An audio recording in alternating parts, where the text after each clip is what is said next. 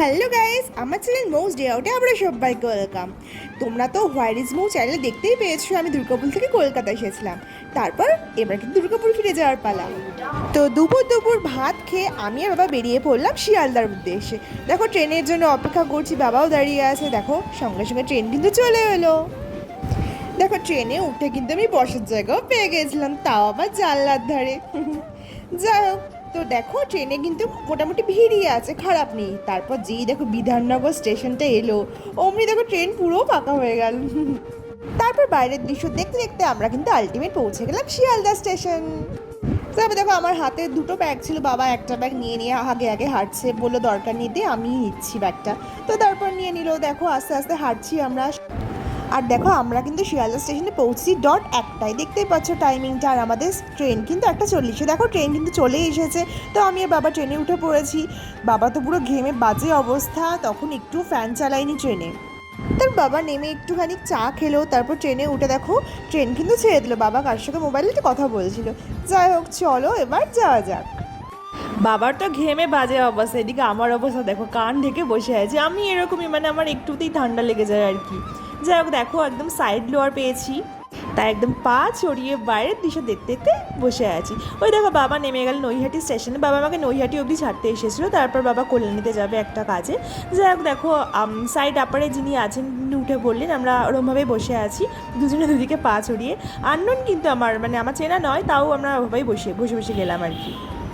তারপর দেখো কিছু দূর যাওয়ার পর কফি কিনে খেলাম। কফিটা খুব একটা ভালো ছিল না, বাট তাও চলে যাওয়ার মতন আর কি। যাই হোক, তারপর দেখো আমি একটু ডাল ভাজা কিনে খেলাম। কফির সঙ্গে ডাল ভাজাটা কিন্তু বেশ ভালোই লাগে। সো এই করতে করতে কিন্তু আমার গন্তব্যস্থল চলে এলো। আমি সমস্ত লাগেজ নামিয়ে দাঁড়িয়ে আছি কখন দুর্গাপুরে নামবো। সো দেখো দুর্গাপুরে নেমে গেছি, পেছনে ট্রেনটা দাঁড়িয়ে আছে। ওই যে ট্রেন করে আর কি এসেছি আমি। যাই হোক, দেখো দুর্গাপুর স্টেশনটা কিন্তু পুরোপুরি ফাঁকাই অলমোস্ট। আর তার সঙ্গে দেখে নাও 5টা 4 বাজে, যে ট্রেনটা 1:40 ছেড়েছে সেটা 5টা 4 করে মোটামুটি দুর্গাপুর ঢুকিয়ে দিয়েছে। তো আমি ওয়েট করছি গাড়ির জন্য, অনেকক্ষণ স্টেশনে বসেছিলাম। তারপর ফোন করেছিল সৌমামায়, দেন আমি বেরিয়ে তারপর গাড়ি করে চললাম আমার বাড়ির পথে। বাড়ি বলতে তোমরা সবাই যারা যারা আমার রেগুলার ব্লগ ফলো করো তারা জানো আমি রেন্টে থাকি উখড়াতে। তো এখন দুর্গাপুরে নেমে বাড়ি বলতে আমি উখড়াই বোঝাচ্ছি। তো চললাম উখড়ার পথে, চলো দেখতে থাকো।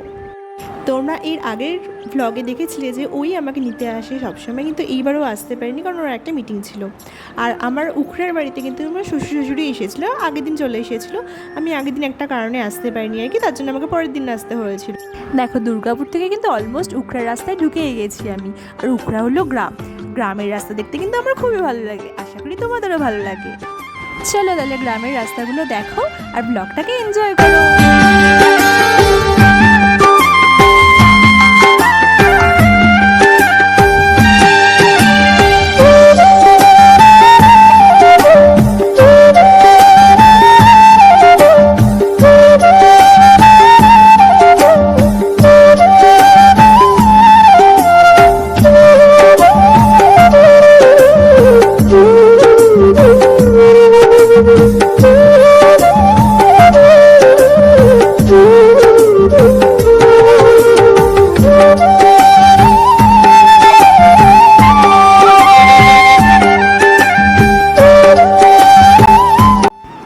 গ্রামের বৃষ্টি ভেজা পথ দিয়ে আলটিমেট পৌঁছে গেলাম বাড়ি গিয়ে ফ্রেশ হয়ে একটু রেস্ট নিয়ে দেখো এই ওষুধপত্রগুলো নিয়ে বসে পড়েছি।